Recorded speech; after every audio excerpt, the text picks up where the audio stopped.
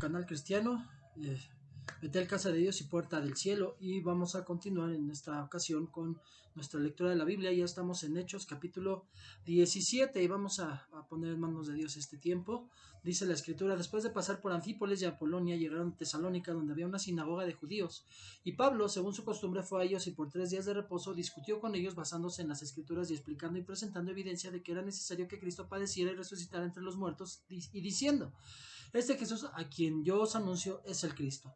Padre bendito, le damos gracias, le damos por el privilegio, la oportunidad, Señor, de volver a compartir este mensaje. Señor bendito, estamos pues lo más importante, leer su palabra, Señor bendito, y bueno, hacemos comentarios, pero Señor bendito, que no sea lo que yo creo, lo que yo he aprendido, sino lo que el Espíritu Santo nos lleve. Padre, me pongo en sus manos para que nos lleve a toda verdad y que sea de bendición este tiempo para todo aquel que vea este video. Le doy gracias, le doy toda la gloria y la honra, y todo esto se lo oro en el nombre de su Hijo, mi Señor Jesucristo. Amén y amén. Y bueno, vamos a continuar. Dice: después de pasar por Anfípolis y Apolonia, llegaron a Tesalónica, donde había una sinagoga de los judíos, y Pablo, según su costumbre, fue a ellos por 3 días de reposo, discutió con ellos basándose en las escrituras, explicando y presentando evidencia de que era necesario que el Cristo padeciera y resucitara entre los muertos, y diciendo: este Jesús a quien yo os anuncio es el Cristo. Algunos de ellos creyeron y se unieron a Pablo y a Silas juntamente con una gran multitud de griegos temerosos de Dios y muchas de las mujeres principales.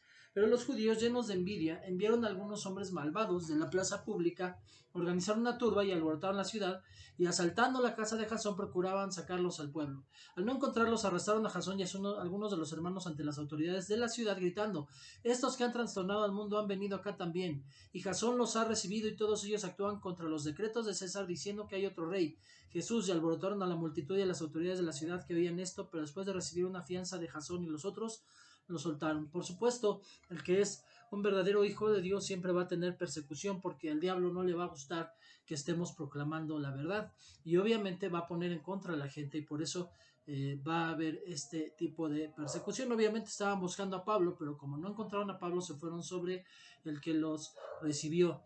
Y bueno, vamos a entender esta parte precisamente, que una persona que no está compartiendo, que no está agradando a su Señor, pues no va a ser molesto para el mundo. Pero cuando alguien está inquietando, compartiendo la palabra, llevando la bendición a la gente, pues obviamente que va a haber quienes se enojen, se molesten y se van a poner en contra, y entonces vienen las situaciones contra los hijos de Dios, y viene la persecución. Si bien en este país, gloria a Dios, no hay tanta persecución como en otros países, aunque ciertamente en algunos estados también la hay, en otros países es por gente de otras de otras ideologías, de otros dioses. Finalmente en México, en algunos estados, es la persecución por parte de la iglesia tradicional la que aún hasta matado a cristianos.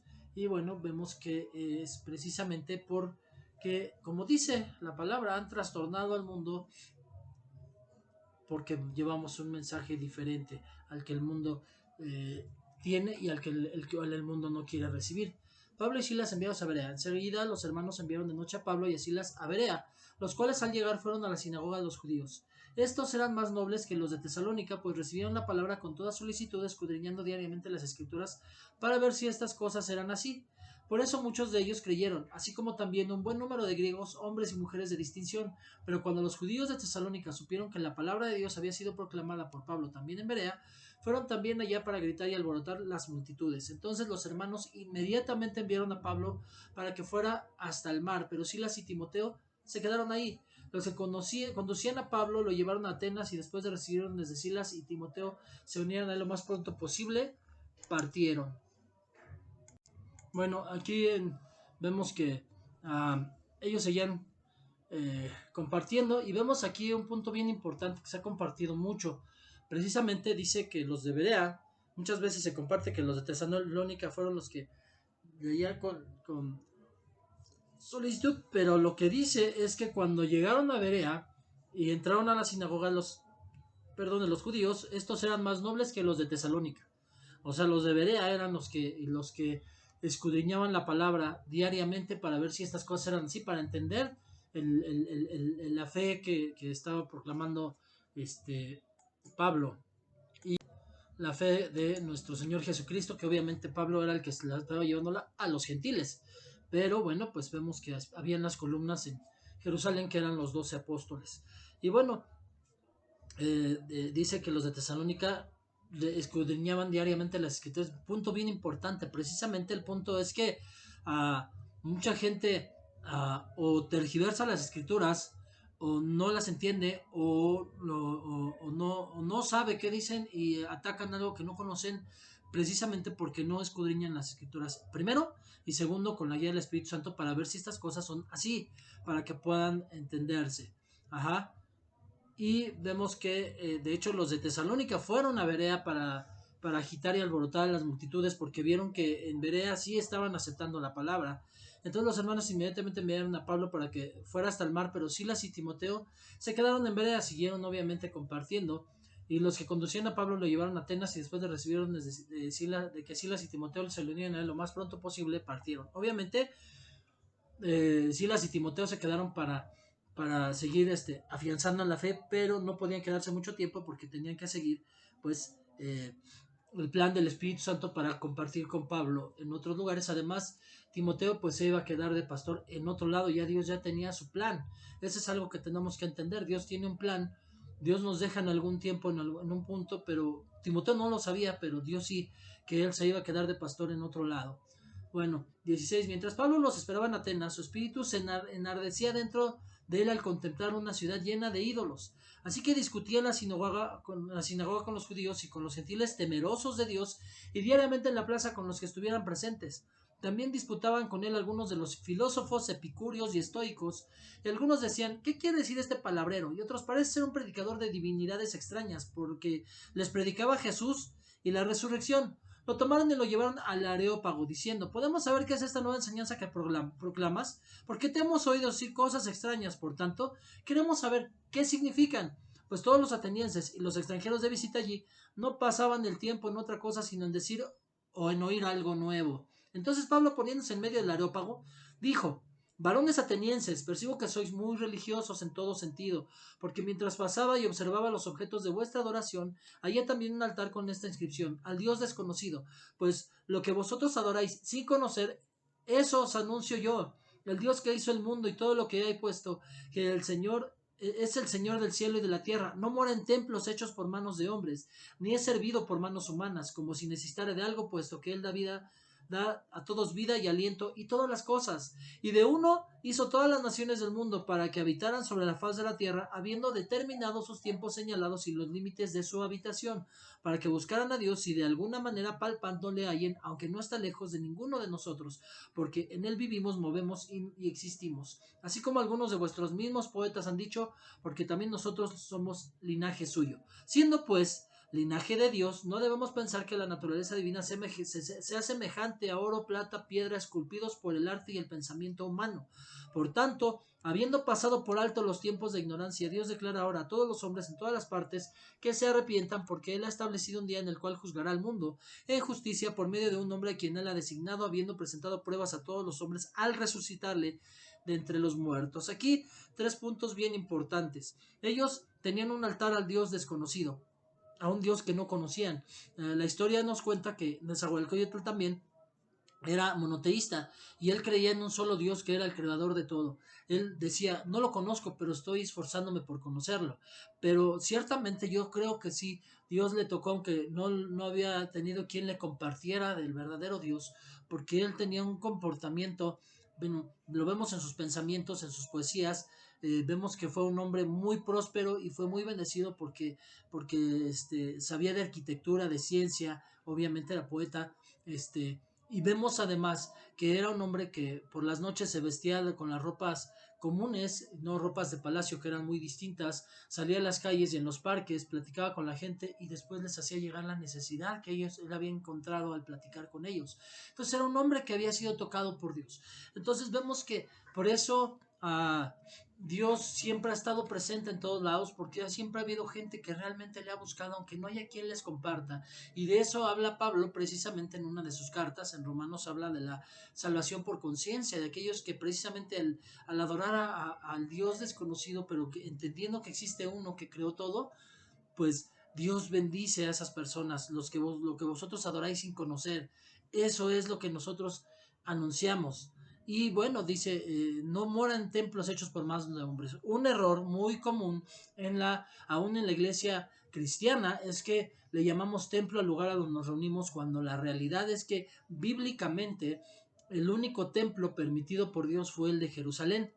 Se cayó una vez, Dios permitió que se levantara otra vez, se volvió a caer, va a haber una tercera construcción de ese templo, pero sabemos que ya no va a reinar el Señor ahí porque va a entrar la apostasía después en ese templo. Entonces, el único templo en la tierra que está permitido o que fue permitido por Dios fue el que tuvieron los judíos en Jerusalén. ¿Qué quiere decir esto? Que en realidad los lugares a donde nosotros nos reunimos no son templos, es un error, porque Dios no permite que existan templos. Lo que nosotros vamos, y Jesús mismo de su boca dijo que mi casa será llamada casa de oración. Entonces, nosotros a donde vamos realmente es a una casa de oración, no a un templo. El único templo, nosotros vamos a ver el templo verdadero porque existe, porque lo natural revela lo espiritual. Si existió un templo perecedero en la tierra, hay un templo imperecedero en el cielo donde vamos a adorar a Dios. Pero aquí nosotros estamos en casas de oración, y al entender que es casa de oración, entonces a lo que vamos principalmente es a orar, a platicar con Dios.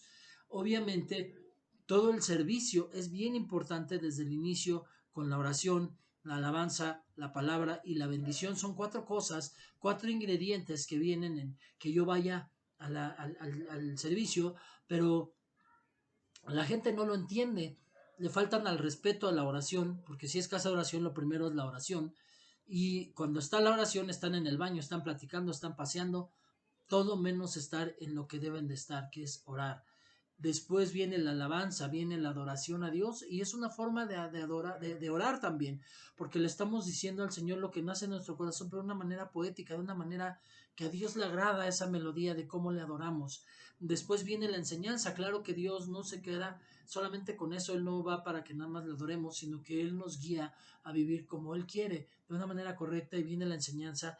Y después, pues como todo buen padre, antes de despedirnos, nos da una bendición, nos bendice. Y mucha gente dentro del culto están durmiendo, están comiendo, como si estuvieran en el cine, faltando el respeto a lo sagrado, que es el respeto que se le debe tener al recinto donde estamos. Y al final muchos ni les interesa ni les importa la bendición. De verdad, ha habido ocasiones en que hacen el llamado, y el llamado por el tema que se está hablando no me corresponde a mí, pero yo no me quiero ir sin mi bendición.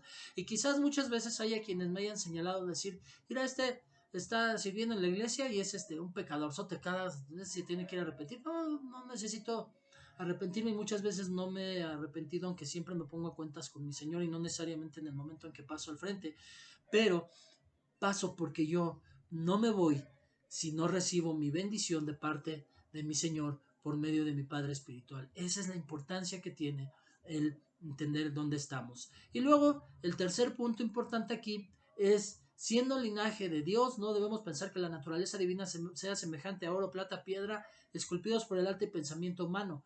O sea, ni siquiera aquello que aparentemente sí se parece, porque estamos de acuerdo en que cualquiera diría, no, pues es que sí, la regaron los judíos cuando hicieron un becerro y dijeron, Jehová, este es el Dios que te sacó de Egipto. Obviamente nada que ver con Jehová, pero cuando nos hace creer el enemigo que una imagen parecida o semejante o llevada en la imaginación del hombre a creer que así era nuestro Señor Jesucristo, y empiezan a adorarle, Dios dice que no debemos pensar que la naturaleza divina sea semejante a oro, plata o piedra, esculpidos por el arte y pensamiento humano. Dice, antes pasó por alto los tiempos de ignorancia, pero hoy declarado a los hombres en todas las partes que se arrepientan, porque Él ha establecido el día en el cual juzgará al mundo en justicia por medio de un hombre a quien ha designado, habiendo presentado pues pruebas a todos los hombres al resucitarle de entre los muertos. Y cuando oyeron de la resurrección de los muertos, algunos se burlaban, pero otros dijeron, te escucháramos otra vez acerca de esto. Entonces Pablo salió de entre ellos, pero algunos se unieron a él y creyeron, entre los cuales estaban Dionisio, Areopagita. Estamos de acuerdo que estaba en el Areópago, quizás era un servidor o el director del Areópago.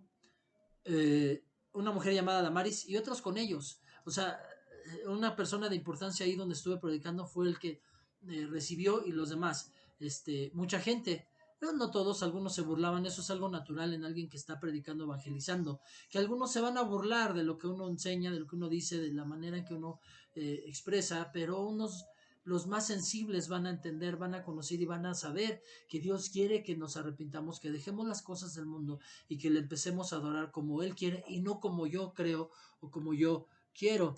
Sigue, continuamos con el capítulo 18 de Hechos, y dice la palabra: después de esto Pablo salió de Atenas y fue a Corinto, y se encontró con un judío que se llamaba Aquila, natural de Ponto, quien acababa de llegar de Italia con Priscila, su mujer, pues Claudio había ordenado a todos los judíos que salieran de Roma.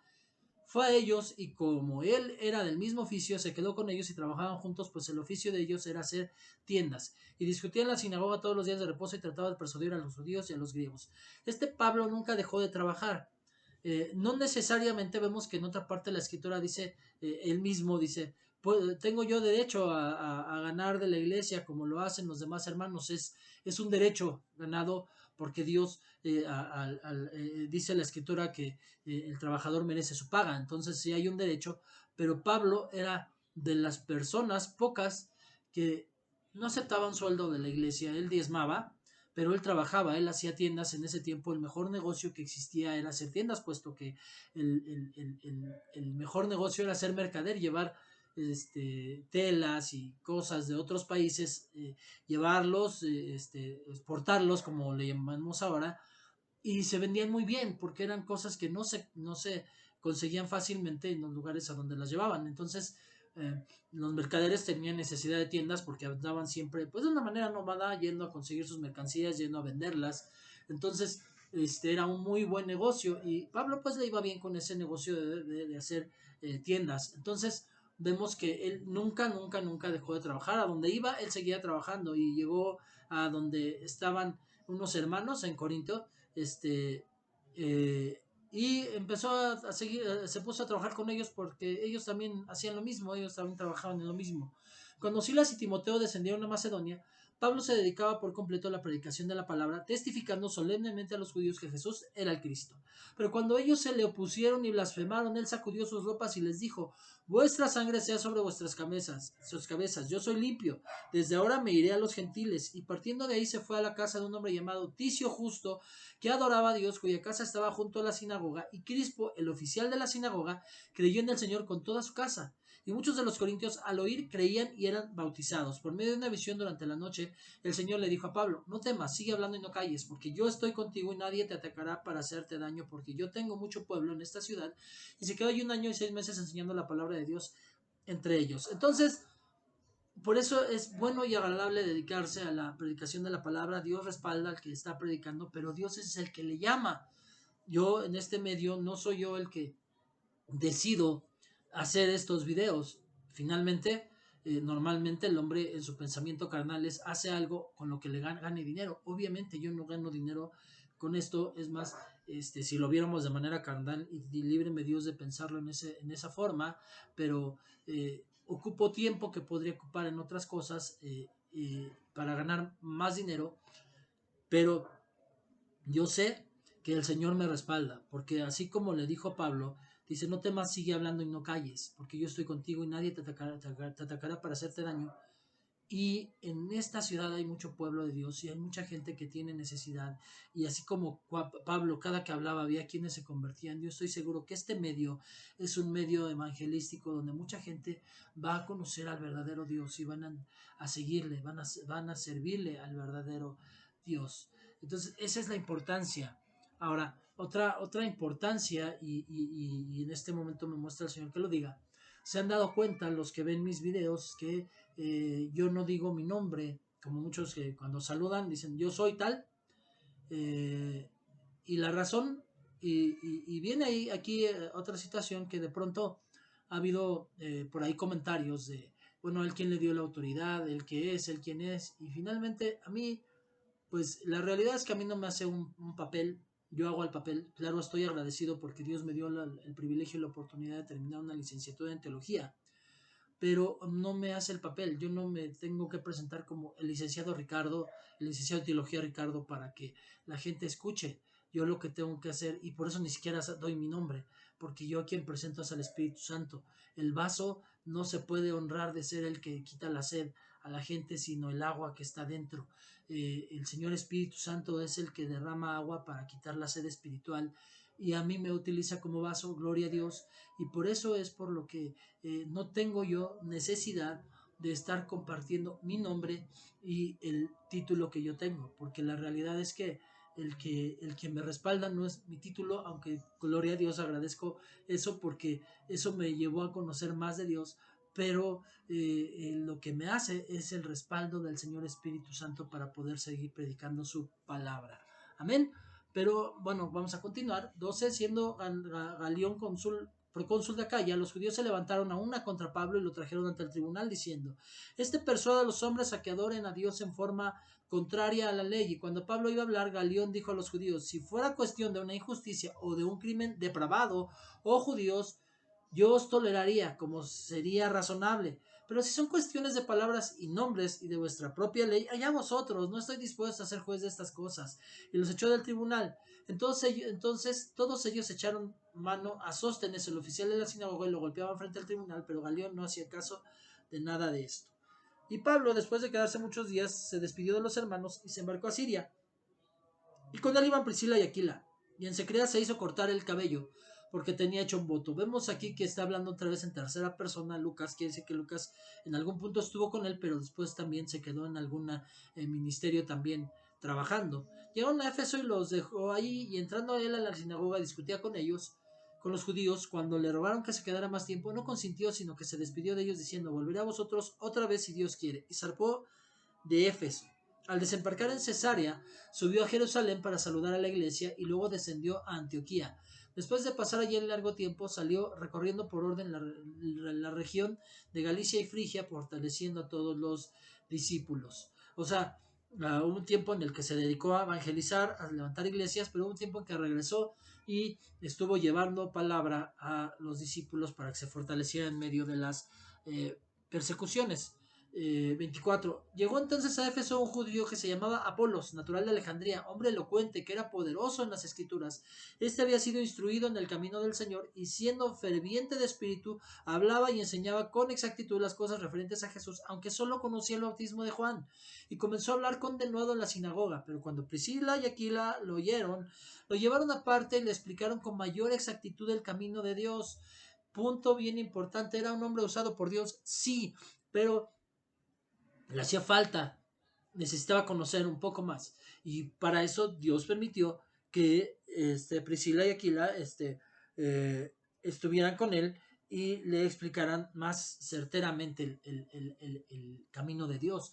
Entonces, a todos nos ha pasado. Finalmente, en nuestro proceso cristiano, de pronto empezamos a enseñar cosas que después el Señor Espíritu Santo nos dijo: está mal.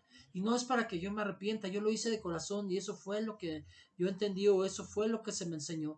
Pero después el Señor Espíritu Santo me dice: no, mira, esto es lo correcto y así tienes que enseñar. Entonces, dentro de ese proceso también obviamente llega el momento en que, si yo escuchara una de las primeras veces en que el Señor Papá me dejó predicar y enseñar, y escucho comparado con lo de hoy, quizás habría diferencias, pero no es que yo me contradiga, es que el Señor me ha llevado a aprender y entender con mayor exactitud el camino de Dios, y Dios me ha puesto en el camino personas que me han enseñado correctamente. No digo que hayan estado mal los que me enseñaron primero, fueron las bases con las que fui instruido, pero tenía que haber un perfeccionamiento en mi forma de conocer, de adorar, de creer y de caminar. Continuamos. Cuando él quiso pasar a Acaya, los hermanos lo animaron y escribieron a los discípulos que lo recibieran, y cuando llegó, ayudó mucho a los que por gracia habían creído, porque refutaba vigorosamente en público a los judíos, demostrando por las escrituras que Jesús era el Cristo. Eso es lo primero. Lo primero que tenemos que hacer es demostrar que Jesús es el Cristo. Hay un libro, como se los dije, ojalá que tengan la oportunidad de leerlo, Evidencia que merece un veredicto, y la verdad es que ahí vienen evidencias históricas tanto internas como externas de la Biblia, que nos demuestran que Jesús es Cristo, y lo que nosotros tenemos que presentarle a la gente es al Cristo no solamente crucificado, sino al resucitado. Si nada más hubiera sido crucificado, de nada serviría nuestra fe, pero tenemos la seguridad y la convicción y la fe de que el Señor resucitó y es Rey en el cielo y es nuestro Señor y nuestro Salvador. Amén. Padre bendito, le damos gracias por este tiempo, gracias por el privilegio y la oportunidad de poder compartir esta palabra. Por favor, Señor, que sea de bendición para la gente. Hablamos mucho hoy al respecto de cómo adorarle, de no ver imágenes, de creer en el Dios verdadero, de caminar en ese camino, Señor, correcto, de entender que Dios nos va a poner personas para que entendamos lo correctamente y no lo que nos enseñaron antes. No todo estuvo mal, pero tenemos que aprender a amarlo y a respetarlo y adorarle de la manera en que usted quiere y no como yo. Padre, por eso nos pone a personas para que nos puedan enseñar.